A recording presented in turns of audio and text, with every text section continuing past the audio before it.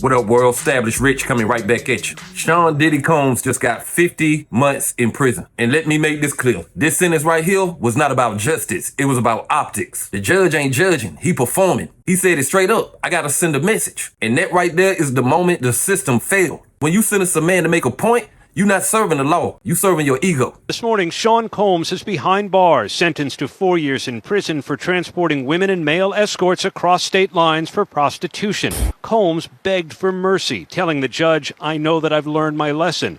But the judge rejected his plea, saying the sentence needed to send a message to abusers and victims alike that exploitation and violence against women is met with real accountability. It was clear from the judge's remarks that the sentence was driven by the conduct the jury rejected. Combs was acquitted of sex trafficking and racketeering conspiracy, but federal prosecutors argued he deserved 11 years in prison because he inflicted life-altering violence on women.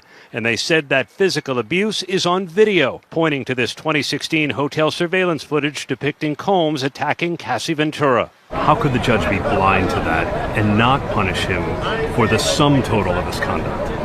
Well, the judge was allowed to take that into consideration, but what was clear from the judge's remarks was that he was going way beyond that. Listen, we can all see that Diddy ain't innocent. He did some disgusting shit. He said it himself. But once a man does his wrong and does his time, you don't add on some extra just to make a point. That's not justice. That's entertainment. Now listen, you gotta be fair. If you're gonna hand out sentences, you gotta follow the precedent. Other people have been charged with the same crimes. None of them got 4 years in prison. So what makes this different? Fame, power, and a judge who wanted his name in the headlines. And this is what bothers me. The judge admitted he knew Diddy was iconic. He said he read letters from family, from friends, and from fans. He said Diddy had a universe of support. And then he turned right around and said, "That's why I gotta make an example of you."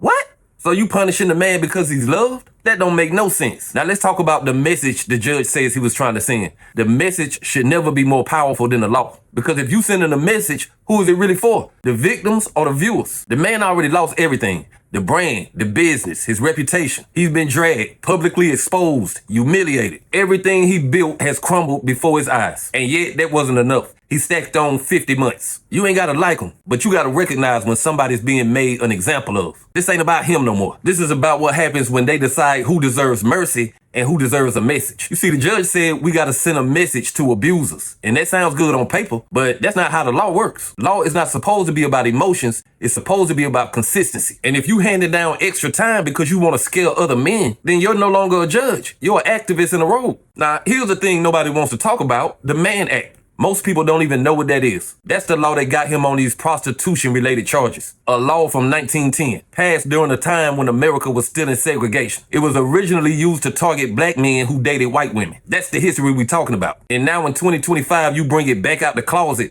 to use it against another black man. You can't tell me that's a coincidence. That's history repeating itself. Now listen, if we talking about morals, I get it. If we talking about holding men accountable, I'm with that. But if we talking about the law, real law, you got to keep it fair, because you can't one day say we're going to make an example out of this one. Well, we're going to give this one a slap on the wrist. Look at him from a human standpoint. The judge even told him, you got people who love you. You got family. Y'all are going to get through this. Then why you turn around and slap him with 4 years? If you really feel like he can rebuild, why make it harder? That ain't mercy. That's mixed signals. And I'm going to be honest with y'all. I'm not here to defend his actions. I'm defending the principle. Because once you start using men as lessons, once you start turning court cases into moral examples, you open the door for injustice to walk right in. And next time, it might not be Diddy. It might be somebody you know. We can't pick and choose when we want the system to be fair. Either it's fair all the time or it's never fair at all. That's the point. And until we understand that, we're going to keep clapping for convictions that don't even make sense. We're going to keep celebrating messages